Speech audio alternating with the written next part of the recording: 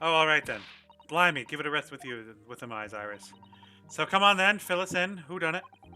Unfortunately, we don't know that yet. You don't say. We don't know yet, Gina. But as Mr. Nadahodo and all of us know that you are innocent of this crime, and while we haven't yet managed to work out who the real culprit is, there are a number of interesting facts that we have to manage to establish. Oh yeah, like what? Well, for example, the reason for you being there in the first place. I think I know why you broke into Winnie Banks that night. Looks like I'm going to have to take some evidence that clearly reveals the reason and throw it in Gina's face, or I could present it to her calmly, I suppose.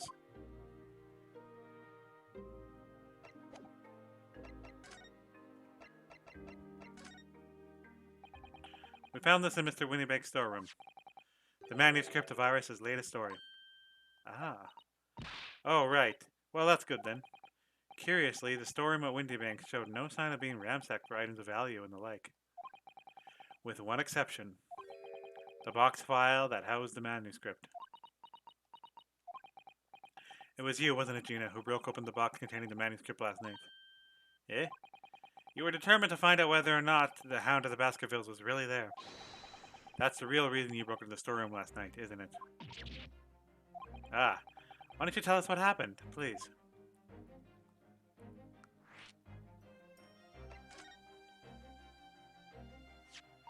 We already have the representation papers and other documents we need. All we need to have to do is hand them to the court clerk. That is, if you'll allow me to represent you in court tomorrow. Nah, don't bother. Guinea. Rip 'em up and chuck 'em, would you? Them representation papers or whatever they're called. The selling fancy enough to have them in.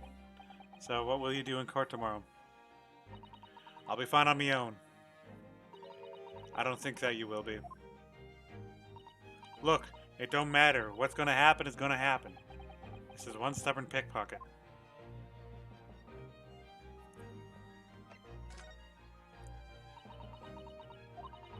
Alright, yeah. This Baskerville story, it's the latest Sholmes adventure, right? But it ain't been printed yet. So I figured it's gotta be worth a fair few pieces of silver, right? Yes, at least 5,000 pounds. What? So you intended to sell Iris's manuscript, didn't you? No. Guinea, how could you? Wait, what? No, hang on. Of course I wasn't gonna sell it. All I wanted to do was find out if the manuscript, or whatever you call it, really was there or not. That's the only reason I was in the place. For Iris' sake. Isn't that right? Ah. We knew why you'd done it from the start, Gina. Of course we did. But I know you wouldn't do anything mean like that, Guinea. I just knew it. Well, when I saw the manuscript at the storeroom, it reminded me of what you said the night before. Grown-ups do a lot worse than that, believe me. Barefaced liars, a lot of them. You just ain't realized it yet.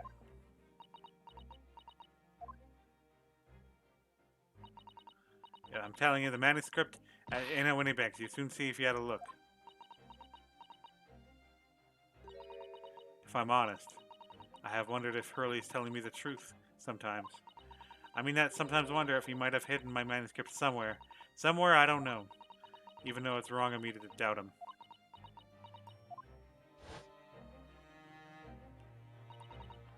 Oh, Guinea, that's so sweet of you. Alright, alright.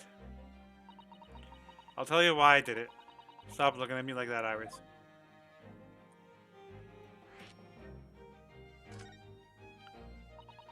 It weren't because of Iris. That's no way I did it. I just wanted to know the truth. That's all. You wanted to know if Mr. Sholmes was being honest. If he'd really deposited the manuscript at Windybanks. It's like I told you the night before. I never had a father.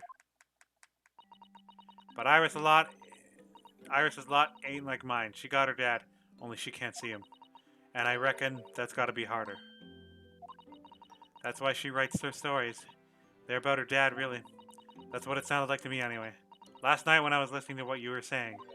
Stories about Daddy? You mean they're not the adventures of a great detective? So much of the adventures of a great detective and his trusty partner.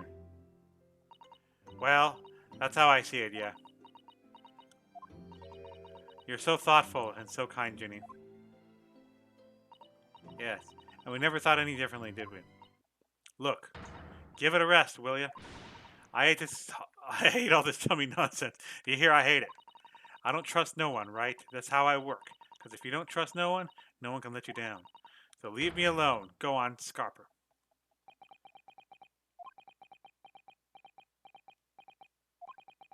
I hadn't noticed until now, but unmistakable. Right there on both sleeves of that overcoat are some very suspicious red stains. What? What are you looking at me like that? I think it might be worth presenting some of our other findings at Area to Guinea now.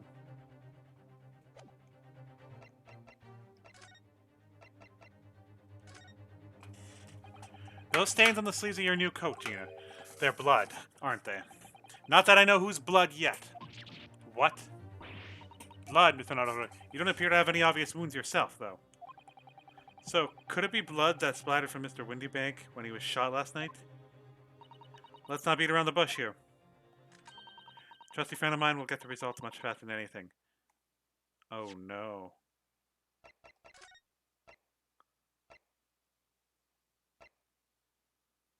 It's gonna turn purple.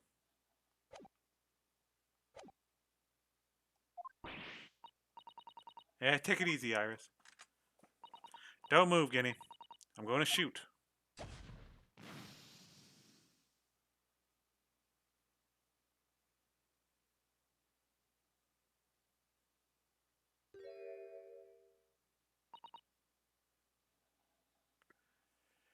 When you know instantly.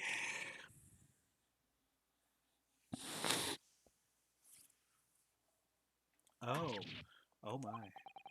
What the? Forget the sleeves. The whole coat is covered in blood. Of course. The bad color of the fabric was masking the stains. That's why we haven't seen them up until now. And the blood has reacted with the chemical to turn a purple color, which matches one of the samples we've already collected perfectly. Yes, now let's see. Who had the purple blood? Ah, yes, it was the brickmaker, Mr. Mason. The victim of the murder case 2 months ago. I knew it. What are you all on about? The victim? What do you mean?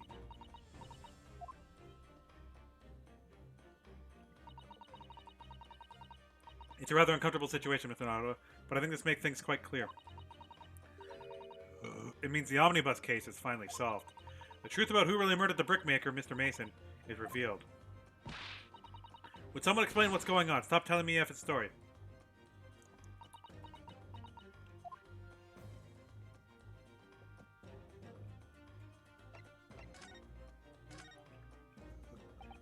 We can see now that the victim's blood is all over Mr. Gildred's overcoat. But in the trial 2 months ago, the defendant said this in his testimony. Now I ask you, what good-hearted soul wouldn't rush to help a fellow bleeding from his stomach? I wasn't about to start worrying about me gloves now, was I? I reached out and give the man a hand. But if you look at this overcoat now, it's clear. These stains couldn't have arisen from Mr. Gildred trying to pull the victim into his feet. No, if that's what really happened, the blood would have splashed all over the front of the coat. The only explanation for this pattern of blood is that it splattered Miss Gildred's coat when he stabbed the victim in his stomach.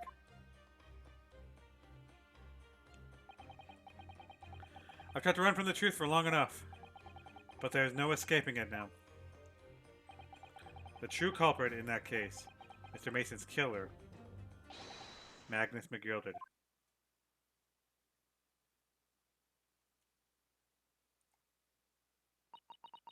Mr. Naruhodo, that horrible case is solved at last, and I helped the man walk free from that trial. I used all that twisted testimony and all that sham evidence to prove his innocence. How could I have let that happen?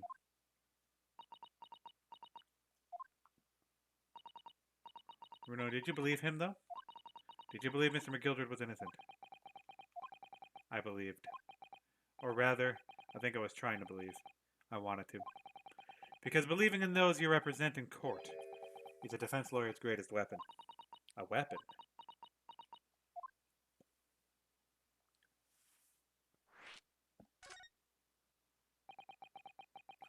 Before we came to Great Britain, a great friend of mine taught me a valuable lesson. You mean Kazuma-sama. Listen, Unosuke. We lawyers are only human. We can't know for sure what is the truth and what is a lie. Which is why we must resort to our primary weapon. An unwavering belief in our clients. That's all we really have. Unwavering belief. Only when we truly believe what our clients tell us can we fight with everything we have for their cause. In any battle, there can be no victory without faith. So I believe you, unwaveringly.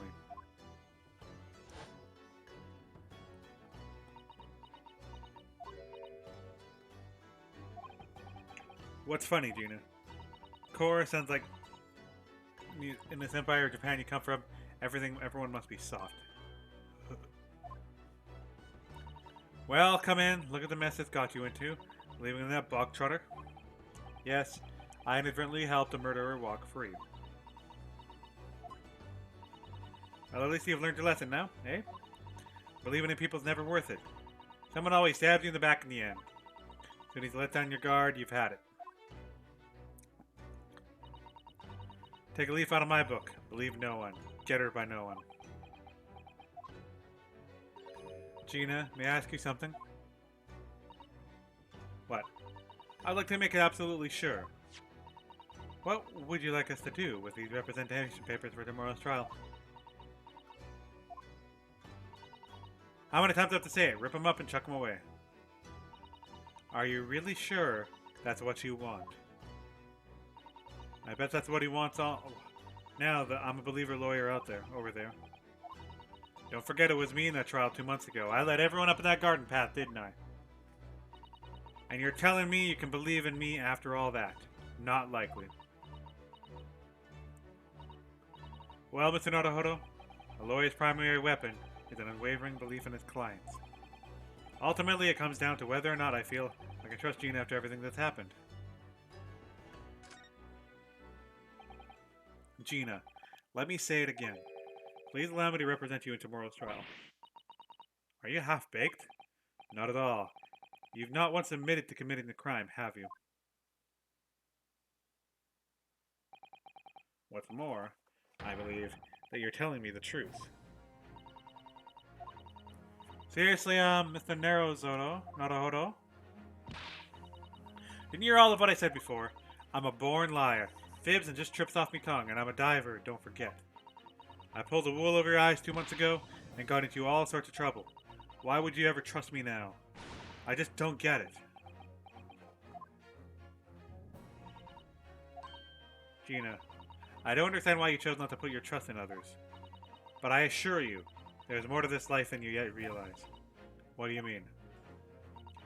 The world we live in is full of people you would do very well to trust. People who won't ever let you down. Yeah? It's true that I'm just a student of law and I'm certainly lacking in the courtroom experience. But I can promise you this. Whatever happens, until my very last breath, I am completely on your side.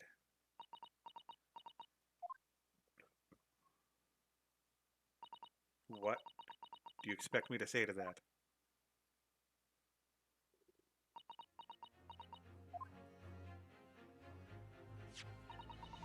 That is decided. I will take these papers now and carry it as the necessary preparations for tomorrow's trial. It would be a shame to throw them away now after it's been penned to your name so beautifully. Do what you like. You Eastern lot are... I don't know what you are. I don't get you.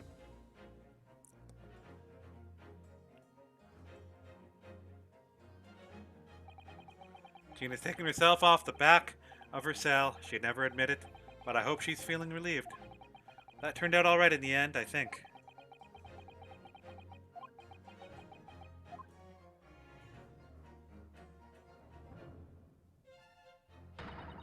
Whoever's hiding there, show yourself at once. Eavesdropping is the height of cowardice. Miss Sasato? Somebody's there in the shadows. I can sense it. Somebody who wasn't there before. What? Blimey, you're sharp, eh? I suppose you were using one of those mystic Japanese arts, like the art of stealth I heard so much about. If anyone was being stealthy, it was you, Inspector. Gregsky! Oh dear me, I'm most terribly sorry, your ladyship. I didn't mean to startle you. How long have you been listening to our conversation? Good grief, listening in. No. I just got word that there were some visitors who were refusing to leave, even though it was after hours. I assure you, ladyship, I only just arrived this very minute, not a moment earlier. That's all it is, nothing untoward. Nothing at all. After hours. Is it that late already? So then, I humbly excuse myself now, your ladyship. Ta-ta! Toodaloo! Cheerio! All the best. Bye-bye, bye-bye. That's a lot of farewells. And not one of them appropriate for her ladyship. Oh, but I wanted to have a chat. I'm terribly sorry, but time is passing at the minute. Oh, I see. That's a shame. If I don't get this emergency at the Supreme Court, dealt with sharpish, Long Strongheart will. Emergency? Lord Strongheart. Nothing. Forget I said anything. Anyway, I'm off. Alright, Gregsy, if you have to. But let's chat soon. Delighted. Charmed. Can't wait. If you please, my pleasure. That's a lot of pleasantries. And not one of them sounded sincere. Gregsy's so funny. He says such silly things. Certainly entertaining to see an inspector of the police fawning to a 10-year-old girl. But anyway, I wonder what this emergency is at the Supreme Court. I must attend our court clerk's office now before it closes. Yes, of course. Thank you, Mrs. Sato.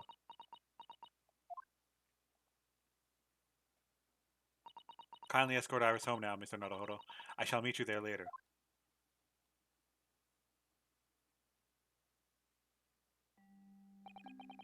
And so our investigation came to an end. Sasada-san went to file the necessary papers for my defense at the Gina the following day. And then it hit me. I could no longer suppress the wretched feeling that had been gnawing away at my insides. Tomorrow, Sasada-san would be leaving Britain and making her way back to Japan.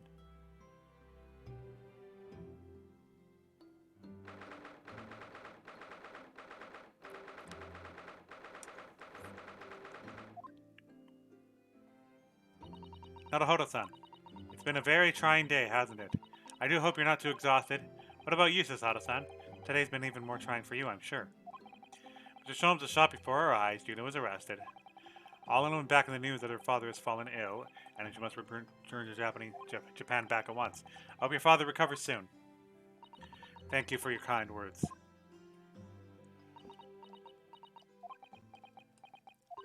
I wonder why it is that so many thoughts rage in my head like a storm, and yet I seem unable to find the words to express any of them. I know exactly what you mean. Anyway, I have one final task to complete as your judicial assistant. Once that is done, I shall make preparations for my departure tomorrow. One final task.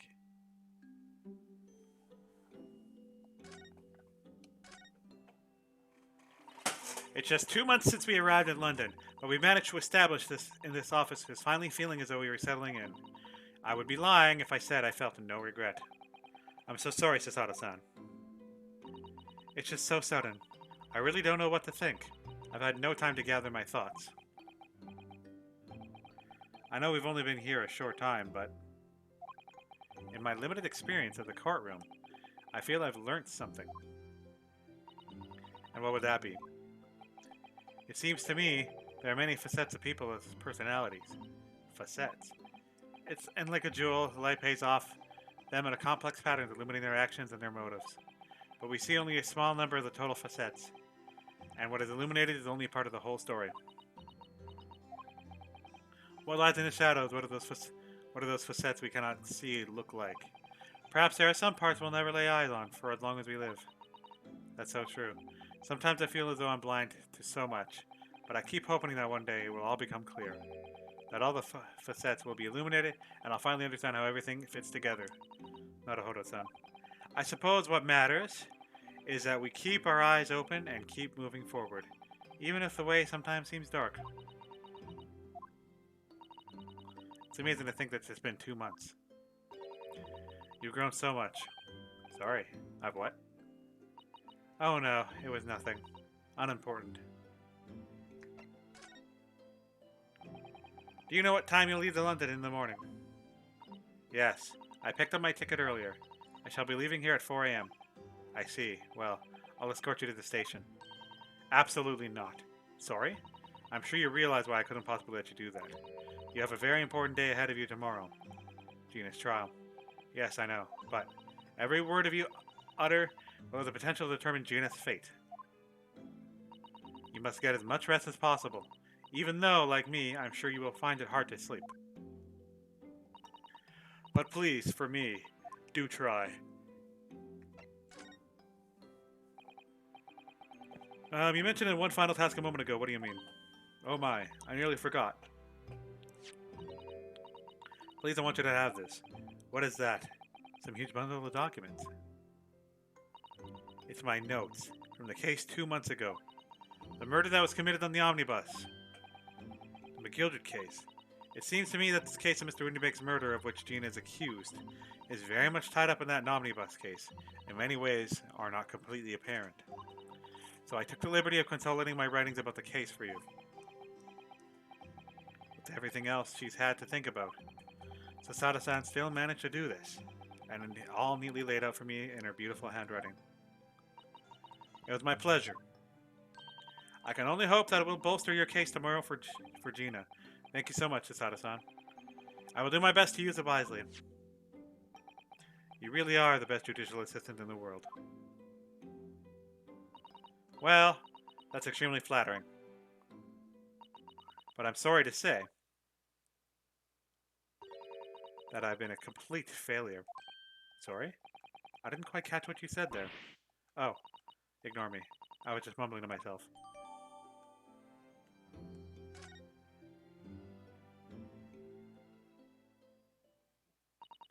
Well, it's getting rather late. I think you should go to bed now, Naruto-san. I must finish packing up my things in my room. Sasada-san, I wish you the best of luck tomorrow. Good night. Wait, there's something I need to say.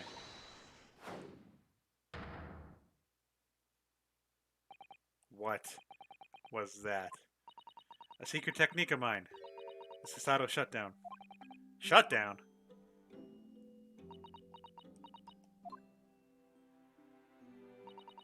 Please, I implore you. If we have to voice our goodbyes, I won't be able to hold back my tears.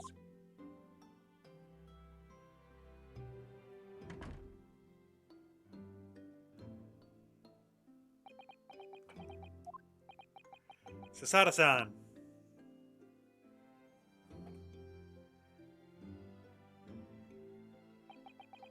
It truly had been a trying day. On our feet for hours, getting Gina to open up to us and then learning the truth about that nemesis of a case. Physically and mentally, I was exhausted. And yet the idea of sleep seemed impossible. But I forced myself to close my eyes. And as a cacophony of scenes in our lives here in London played through my mind, eventually, my fatigue triumphed, and I fell into a deep sleep.